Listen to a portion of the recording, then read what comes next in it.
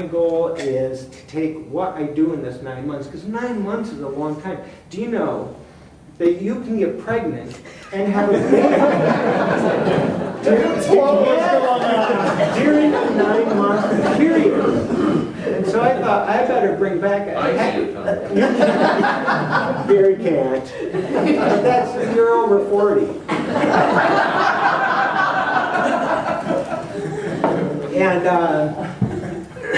And so I thought, I better produce one heck of a baby by the time I get back. But I also feel the instinct that people do. I'm at this church, I'm with you for a reason. Birth to in 9 months, and what good is it for the congregation? And for me, by the time I came back, I was like, what do I do? I'm supposed to create widgets, get the programming going, ship papers. And now for 9 months, all I've done is been this presence. You know, and how can I merge the two? And one of my fears during this was that I would not want to come back. That I'd say, this is the way I want to operate. But what I did miss was working with families, working with people over a period of time. That's the drawback to chaplaincy in a hospital, as you deal with the patient, maybe the patient's family, but they come and they go. There's no follow-up. You spend time with people over a period of years, and I look around this room and I think about some of the stuff you guys have been through and the stories that I know, and they inform what you're going through today because of something you've been through 3 years ago. And I miss it. And so what I did was I came back, and this is the what it means for Mac part, is I thought, how can I hang on to this experience? Because this was very invigorating for me. And I know I got to continue to produce the widgets. I got to continue to keep the programs running. I have to continue to shuffle paperwork. But even as I do that, can I do so intentionally as I engage with each person? Can I look at all those things as an excuse to be together with that person and kind of monitor what's going on with them, rather than,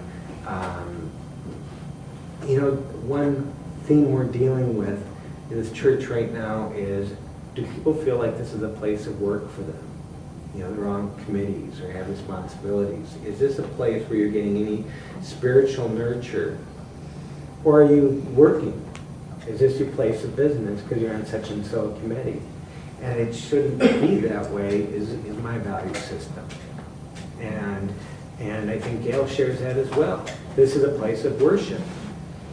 And so now what I brought back was this feeling I want to frame every encounter. If you come to talk to me about such and so committee, you can be sure that I'm going to be, you know, looking at, well, what's going on here?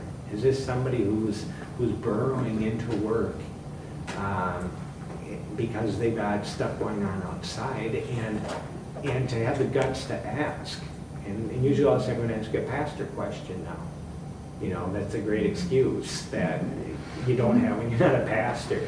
As you go, I'm going to ask you a pastor question, which is a very invasive question. To be mindful, and it's a challenge because the days go by like that.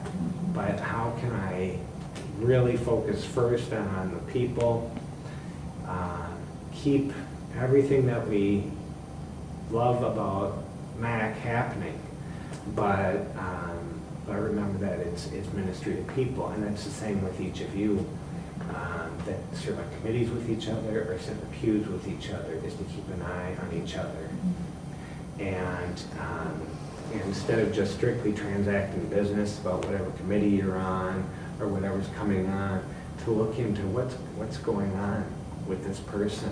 And there's no difference between a pastor and a parishioner in that case. It's ministry of presence.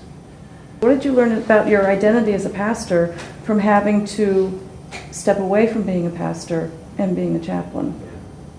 that I'm imperfect, but I'm as perfect as God created me. Any other questions? We're glad you came back. I'm glad to be back.